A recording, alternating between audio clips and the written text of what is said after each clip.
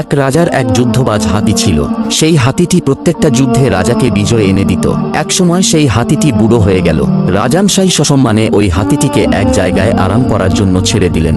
একদিন ওই হাতিটি পানি খেতে গিয়ে দিঘির কাদার মধ্যে এমন একটা জায়গায় আটকে গেল যেখান থেকে বের হওয়া তার জন্য একেবারে অসম্ভব। এদিকে হাতির এই খবর শুনে রাজার মন নাড়া দিয়ে উঠল। কি করা যায়, কিভাবে ওই হাতিটিকে ওই কাদার মরণ ফাঁদ থেকে মুক্ত করা যায়? একজন মন্ত্রী এক রকম বুদ্ধি দিতে লাগলেন।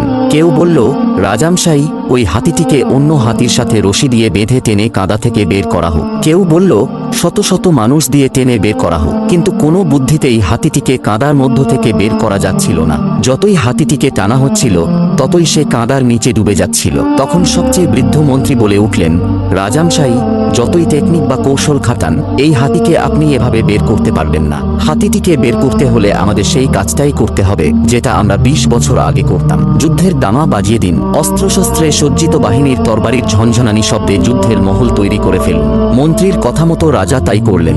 যুদ্ধের দামা বাজানো হলো, বাঁশিতে ফুঁ দেয়া হলো। শত শত সশস্ত্র বাহিনী তরবারি হাতে নিয়ে সামনের দিকে অগ্রসর হতে লাগলো। তখন কাদার মধ্যে ডুবে থাকা সেই বৃদ্ধ হাতি তার অতীতে ফিরে গেল। সে ভাবল, আমি তো সেই হাতি যে শত শত যুদ্ধে এই রাজ্যকে বিজয়ী করেছি। আমি তো সেই হাতি যাকে দেখে শত্রু বাহিনী পৃষ্ঠ প্রদর্শন করে পালিয়ে যেত। অতীতের বীরত্বের কথা মনে করে হাতিটি তার সমস্ত শক্তি দিয়ে বিনা রশিতে ওই কাদার মধ্য থেকে উঠে এলো। প্রিয় ভাইয়েরা, আমাদের মধ্যেও ওই হাতির মতো সুপ্ত শক্তি আছে। শুধু মনের মধ্যে যুদ্ধের দামা বাজিয়ে দিলেই সেই শক্তি বিস্ফোরিত হবে।